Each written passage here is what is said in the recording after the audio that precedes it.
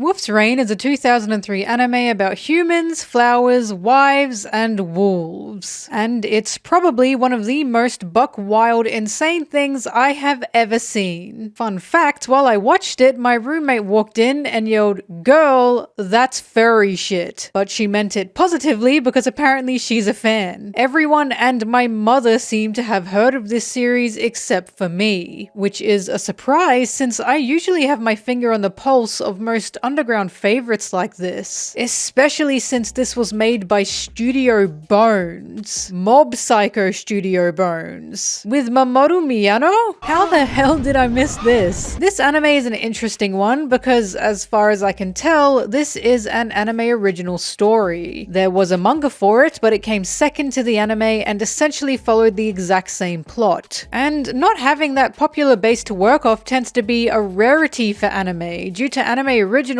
being a big risk with sometimes no reward. The screenplay of Wolf's Rain was majorly written by Keiko Nobumoto, a woman. And you can tell, because look at the designs of these men. Look at those classic 2000s bishy eyes and wild unkempt hair. Only women can make men this beautiful. Men who are also wolves, I guess? I don't really get the fascination with wolves and wolf dynamics, but hey, it got me invested. Honestly, I was excited to know Keiko Nobumoto wrote this one, because she was the screenwriter for the hugely beloved classic Cowboy Bebop, followed by Space Dandy. I haven't actually seen both of those anime in their entirety yet, but you can definitely pick up on similar vibes in her work. So to have Wolf's Rain be my first full experience of her work was awesome, especially considering she sadly passed away only 3 years ago at the time of this video. And it's always wonderful seeing someone's legacy and soul living on in these genuine works of art. Because media is not just about the act of consumption, my friends. It's about the act of creation as well. And Wolf's Rain truly feels like a testament to that, considering this was a really ambitious series in what it was trying to do and what it was wanting to show. So ambitious, I am genuinely struggling to place my thoughts together for it. And that's strange for me. Usually when I really like something, I just want to talk about it, and it all comes out like word vomit. But this series, it left me a bit dumbfounded. The only other times I remember this happening to me was with Akira and with Ari Aster's Midsommar. So I can certainly say this series is just something else. So let me just say, I will do my best to review this. I want to break this down to its bare essentials, but there's so many ways to interpret it, I'm not sure if it's something I can really do. And this is a series about wolves, for God's sake. Before I do break it down, I'd like to say thank you to Haza, whose name I originally read like Haza, but I don't think that's how you say it. I love watching new things and dissecting different genres, and this was such an enjoyable watch. I really appreciate the support, and I really appreciate how much you value my input, to the point you asked and paid for this review. I truly can't thank you enough. Alright, let's get on into it. There will be spoilers for this series in this video, so if you want to form your own opinions beforehand, give Wolf's Rain a watch. Don't worry, I'll be right here waiting for you, I promise. Wolf's honor. Or if you don't care, you can just stay with me and I'll body slam you with how unhinged this anime is.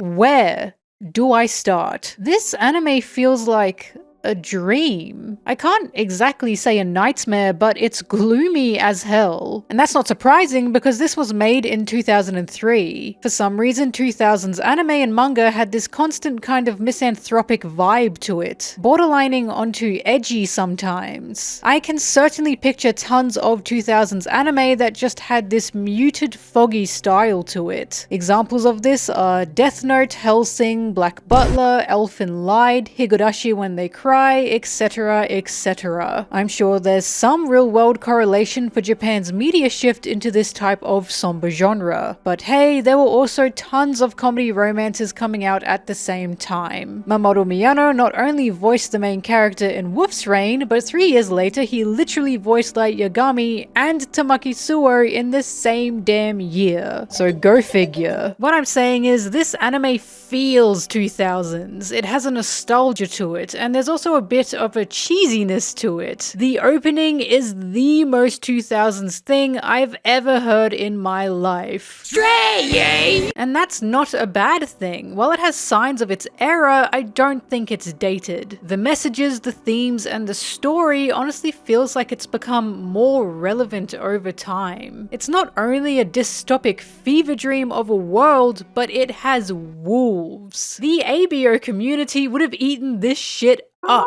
Sorry, let me actually give a rundown of the story before I talk more in depth about it, just for those who haven't seen it. Like I said, Wolf's Rain is about wolves, but it's also about humans, about crumbling societies, about a dying world, and about finding paradise. Specifically, it's about wolves finding paradise. And oh boy, do they never fail to remind you about that. 楽園なんて楽園だ楽園か楽園楽園楽園楽園楽園楽園楽園楽園 According to our main character, Kiba, finding paradise is in a wolf's nature. No one knows what it is, no one knows if it even exists, and there's an instinctual drive for wolves to run towards a utopia that might exist. Oh, also wolves can turn into humans. We never see them shapeshift, it's always just hard cuts, and suddenly they're a wolf. I won't lie, it made for some of the unintentional funniest scenes in the series.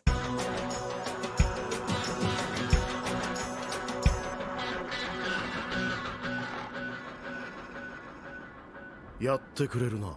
In saying that, shapeshifting may have been even funnier, so honestly this was probably the best way to go. Through many trials and tribulations, Kiba makes a pack with other wolves he's found in the city. The pack consists of quirked up white boy Hige, a sweet young boy named Toboe, and this bad bitch whose only purpose is to serve Tsume. This outfit is insane. Tsume was my favorite simply because he made it his life's mission to slay in every single scene he's in. I'm sorry, but he's the it girl of my eye in this. About halfway in, Blue joins the pack, another bad bitch with an incredible design, and they all grow and learn together while searching out paradise. To find paradise, they must follow a flower who has been turned into a woman, but also she's not a woman and she's still a flower. The flower's name is Cheza, and the way she moves is insanely funny because she's trying to replicate a flower, I guess.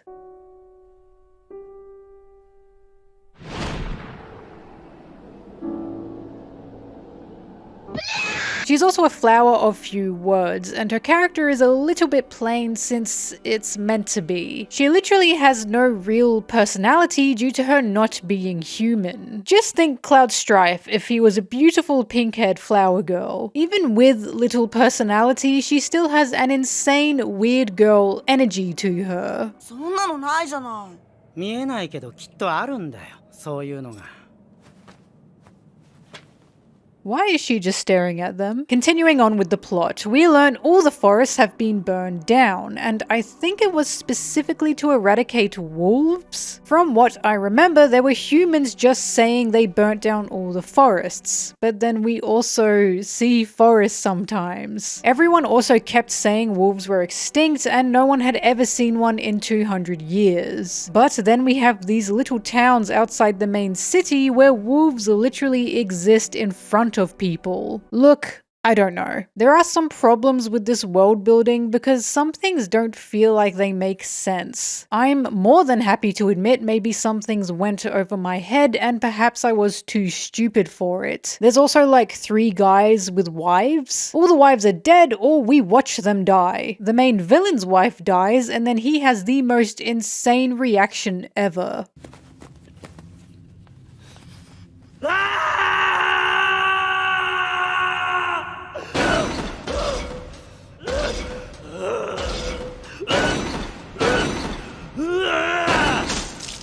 Honestly, if I had a beautiful hot wife and she died, I would also react like this. He doesn't really love you if he's not slamming his head against the wall and seeking the end of the world or whatever. We discover there's a class of humans called nobles. They were introduced so late in the game, but from what I interpreted, they were the sole enemies of the wolves. The nobles are the ones who tried to wipe the wolves out because they wanted paradise for themselves. And also their leader looks like the main villain's wife, because they were sisters. I don't know what's going on. The wolves are constantly stopped from trying to find paradise, and the reason for that is because there's a legend regarding the paradise they're seeking. The legend goes in two ways, but no one knows which one is correct. The first legend is the wolves will seek out paradise when it's the end of the world. The second legend is when wolves seek out paradise, the world will end. So one is the wolves sensing the end of the world. The other seems to make wolves indirectly responsible for ending the world. We got that? Cool. The plot has so many twists and turns and here and there's that it can honestly be hard to keep up with sometimes. I genuinely think this series would have benefited from being shorter, because it's 26 episodes long, including 4 OVAs. There's also 4 episodes that are entirely recaps, and the structure is a bit of a mess. I don't know why they did this. But the weird world building aside, and sometimes convoluted plot aside, it is good, and that's because it's weird, but in a heartfelt way. This is the kind of shit I love so much, and the characters are mostly fun. I won't lie, the main character, Kiba, is the weakest link here. It's a shame because he's very pretty, but he really doesn't have much going on for him apart from being the brooding type. He holds an interest, but he doesn't catch my eye. Kiba starts out as a selfish character who has tunnel vision towards his goal. That goal being, well, paradise. Due to this, he seems willing to sacrifice the people around him, is fine going off on his own, and doesn't have the pack mentality in general. His story and progression is about protecting Cheza, the flower who will lead their pack, and realizing he loves the people around him. His determination leads his pack, and he's the reason all the other wolves begin seeking paradise. Toboe is the runt, and he's a good little boy. He seems to exist as the character who causes destruction without meaning to, and due to this, can't find a family. At the beginning, we watch him try to get along with a younger girl, and he tries to win her favor by bringing her a hawk, but he accidentally killed it.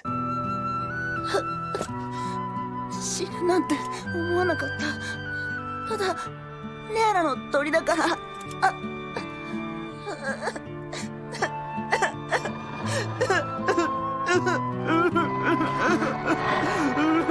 This scene was upsetting, but I'm not going to lie, I laughed a little because I had just started watching and I was so taken aback by everything. Hige is a fun little guy who seems to get along well with everyone, but is alone anyways. He's kind of the neutral party of the group, but he gets so much more interesting much later down the line. I will get to that. Blue is definitely one of the most interesting characters because she was a wolf who didn't realize she was a wolf. Blue was originally the pet of an older man who cherished her, but plot twist, the old man hates wolves. So once Blue gained a human form, she tried to find a new family in her wolf pack while wanting to understand who she is. And Sume, my man, my girl, is literally the tsundere of this whole situation. He is so funny. Mostly to me, he's funny, because when I first saw him, I thought there'd be more characters dressed like him. There aren't. He has a line about how he fits into the city, but he stands out like a sore thumb because everyone else is wearing oversized shirts and sweaters. How no one guessed he was a wolf, I will never know. Anyways, he's also one of the more interesting characters as he is someone who seems to want to be around people, but purposefully closes himself off as to not get too attached. The series even opens with him, and opens with a kid he had in his gang falling from a building. Sume instinctively turns into a wolf to help him, but the kid jumps back in fear and Sume is forced to watch him fall to his death. This scene is copied nearly frame for frame when he joins up with Toboe and the rest, and when Toboe falls just like the kid, he tries to catch him once again as a wolf. But due to finding fellow wolves and due to fitting into this new pack, Toboe is actually saved and forms an attachment to Sume because of it, with Sume forming that attachment right back. There are many more characters I haven't mentioned, most of them just humans, and they all have their own stories and own development, but the wolves are the main focus because they have a connecting theme, and that connecting theme seems to be loneliness. In some way, shape or form, this pack started off as pretty broken individuals. Kiba seems to start off as a loner by choice due to his pride and blind determination, while the rest are loners due to actions they've committed. Toboe is probably the most upsetting example, as he clearly desires a family, especially a human family. Blue, Tsume, and Toboe are the three wolves who seem to actually like humans, but Toboe's fear of going near humans is because he accidentally killed his previous owner. I feel weird saying owner in this case. I'll say Toboe's family. He killed his human grandma by accident. Just like the little girl and the hawk, Toboe's extreme affections and showing of love is what killed her. He can't seem to control his own strength, so he keeps accidentally killing things. Such is the burden of a wolf existing amongst other creatures, I suppose. Hige's story is crazy. Turns out he kept joining packs and leading wolves into this weird 1984 type city, where he'd betray the pack and sentence all the wolves to their death. This was to save his own life as far as I can tell. Obviously, Hige doesn't feel good about this, and doesn't want to keep hanging around wolves at risk of betraying them, but Kiba's passion to find paradise leaves Hige hopeful. With Blue, as I explained previously, she's forced on her own due to discovering she was a wolf later in life. Because her dad is a wolf-hating hunter, she detaches herself from him best she can. Blue and Hige form a strong connection to each other, and I had the idea this is because both of them felt like traitors. Hige to other wolves, and Blue to her human dad. Tsume, like Toboe, seems to find more comfort around humans. To begin with, he was the one who kept trying to leave the pack and kept calling everything a waste of time. The only reason he stayed is thanks to Toboe pulling him back. Tsume walling himself off comes from the betrayal of his previous pack. But the betrayal wasn't like Hige's. The betrayal was running for his life when hunters began shooting him. Because he didn't help his packmates, the alpha of the group kicked him out. It's insanely cruel, considering there was nothing he could do. And this is definitely why Sume tries not to form any connections with anyone. He constantly says he uses humans instead of befriending them, even though we watched him try to save one.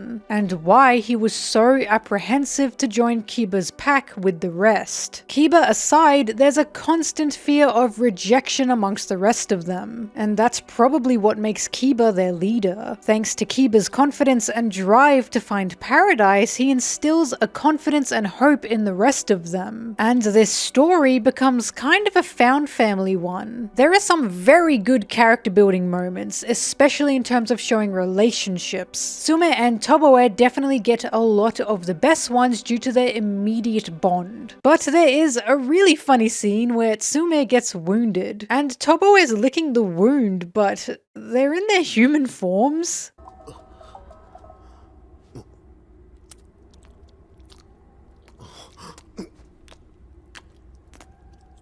やめろ俺に触るな Why aren't they wolves here? Help! The thing with this series is moments of happiness are so few and far between, but they use them so well. Because there's so much gloom and so much grey in this world that when we get to these really colourful scenes, you truly feel the happiness with these characters. We watch them dream of running through forests, of happily living amongst other wolves surrounded by mountains and rivers. And it's just so warm. Like I said, the world building was strange at times, but the environments were used to their full extent. Every moment of color here was so on purpose, and it makes you explode in joy. There's a particularly stunning scene of Cheza spinning atop a mountain under a full moon, and the pack runs around her in glee. The music that plays along is so dreamy, and the love everyone feels for each other is so unreal. After endless scenes of death and destruction, of dim grays and constant fights, these scenes are like taking a huge breath and letting all your worries go. I genuinely almost cried at this moment, and at first I couldn't understand why, but I realized it's because seeing these characters so happy is a genuine rarity, until everything gets ruined and our happiness is yanked away by these bastard humans. And something I will say about this series, and something I thought the whole time, is it's so cruel. What everyone goes through, what we see, and what we discover is all so cruel. There's a constant melancholy to everything. As I said in the beginning, it's like a dark dream. I find it hard to place my emotions with it, but I just remember constantly feeling forlorn. Just as the characters are lonely, this world feels lonely because it's so empty. From the constant snow to the endless dirt fields to the broken cities, there's just a separation from self and soul watching this. Even in the cleanest city we come across, the people in it are still so distant, and the streets are still so empty. Everything is just a dark fever dream. We are essentially told that this loneliness, this emptiness, and this despondency we get from humanity comes from the fact the world is ending. There's an instinct telling everyone what the world is coming to, and because of that, no one is trying. My god, it's just painfully sad. This is why Kiba is like a beacon of hope in this story, because all the wolves have given up on paradise except for him, and Kiba runs in search of something better that everyone else is too tired to try finding, and you want them to find it. As you watch this, you so desperately want to see that happy ending. You want this loneliness to end. And like Kiba, you're watching this because you're driven by hope. Hope that maybe there is a paradise at the end of the world. The paradise is technically there, but by God, what it is and getting to it leaves you so mixed up inside. Or it left me mixed up inside. I can't talk for everyone, of course. The ends of this story and the final episodes are so brutal, because it takes everything Kiba learnt, takes the bonds everyone has formed, and just decides to tear it apart. This is an apocalypse series after all, so people are going to die. And oh boy, do they die. Toboe goes first in such a bittersweet way, because he dies protecting a human. The human dies with him, and they lay together as they take their last breaths. I call this bittersweet because Toboe is comforted in the arms of a person. This is literally all Toboe wanted, to be accepted and loved by people. And with the last moments we see of him, visions of him running across green plains, we can be sure that he at least died peacefully. Honestly, it made me cry, cause this was fucked up. Toboe being accepted by the wolf-hating human was already too much. And then they hit you with him running through green fields. Be so for real right now, because I'm really crying. Hige and Blue die together. Hige finally fighting for his pack to make up for his betrayals, and Blue finding acceptance amongst the wolves through Hige in yet another bittersweet scene. These two die because they protect Kiba from the main villain, Dacia, and find their own peace just by laying together. And I don't understand how Tsume dies. He is the most underwhelming death, and I'm rioting.